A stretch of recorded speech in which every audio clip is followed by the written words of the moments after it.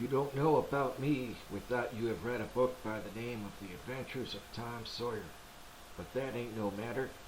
That book was made by Mr. Mark Twain, and he told the truth mainly.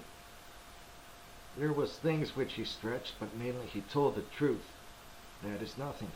I never seen anybody but lied, one time or another, without it was Aunt Polly or the widow or maybe Mary.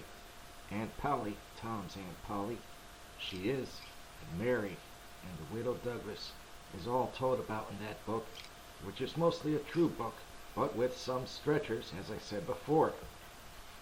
Now the way that book winds up is this. Tom and me, we found the money that the robbers hid in the cave, and it made us rich.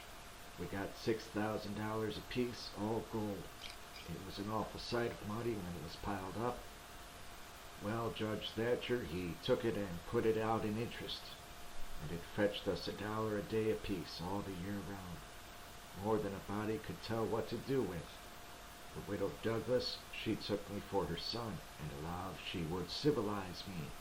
But it was rough living in the house all the time, considering how dismal, regular, and decent the widow was in all her ways. And so, when I couldn't stand it no longer, I lit out. I got into my old rags and my sugar hogshead hat and was free and satisfied.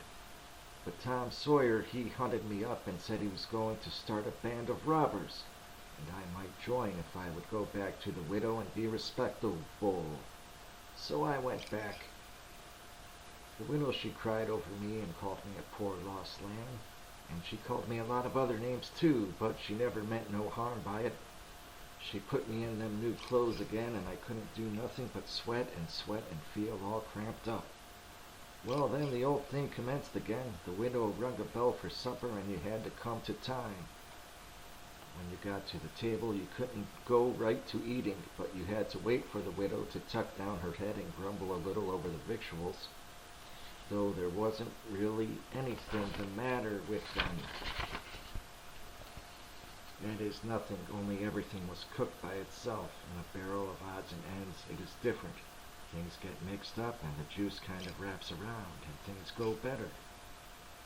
After supper, she got out her book and learned me about Moses and the bulrushers, and I was in a sweat to find out all about him. But by and by she read it out that Moses had been dead a considerable long time. So then I didn't care no more about him, because I don't take no stock in dead people. Pretty soon I wanted to smoke and asked the widow to let me, but she wouldn't. She said it was a mean practice and wasn't clean, and I must try not to do it any more. That is just the way with some people. They get down on a thing when they don't know nothing about it. Here she was a-bothering about Moses, which was no kin to her and no use to anybody. Being gone, you see, yet finding a power of fault with me for doing a thing that had some good in it. And she took snuff too, of course. That was all right, because she'd done it herself.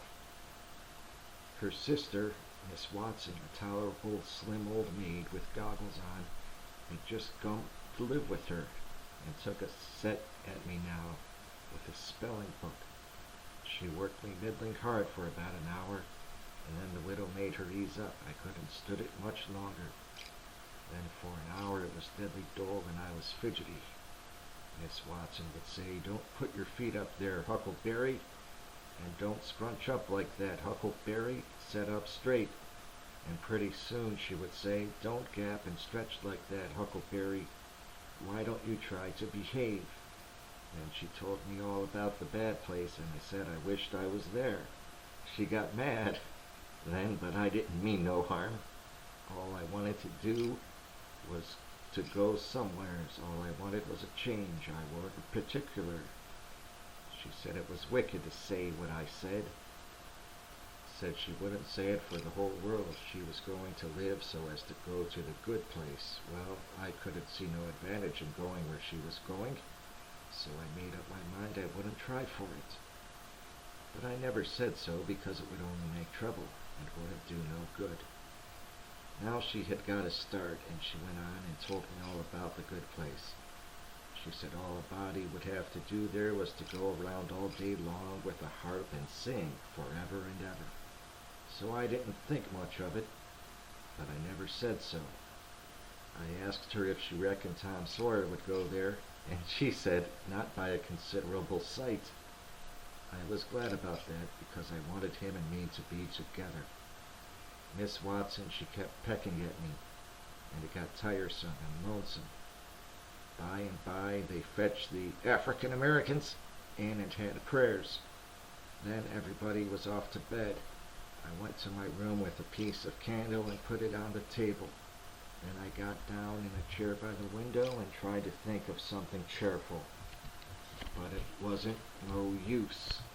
I felt so lonesome I most wished I was dead.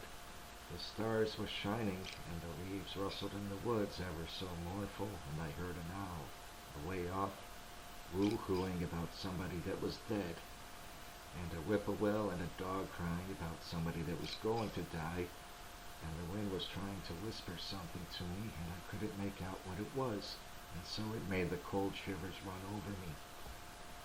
Then away out in the woods I heard that kind of a sound that a ghost makes when it wants to tell about something that's on its mind and can't make itself understood, and so can't rest easy in its grave and has to go about that way every night grieving.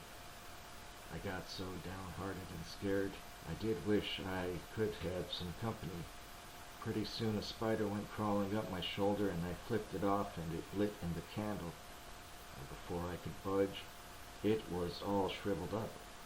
I didn't see anybody tell me that that was an awful bad sign and would fetch me some bad luck, so I was scared and most shook the clothes off of me. I got up and turned around in my tracks 3 times and crossed my breast every time. And then I tied up a little lock of my hair with a thread to keep witches away, but I hadn't no confidence.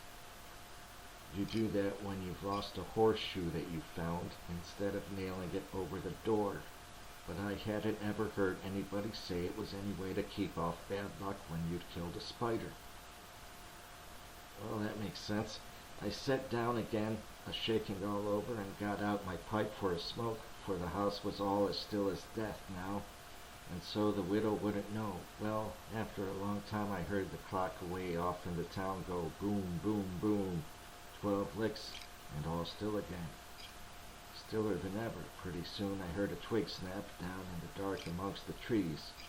Something was a-stirring. I sat still and listened. Directly I could just barely hear a meow, meow down there. That was good, says I, meow, meow, as soft as I could. And then I put out the light and scrambled out of the window into the shed. Then I slipped down to the ground and crawled in amongst the trees, and sure enough, there was Tom Sawyer waiting for me.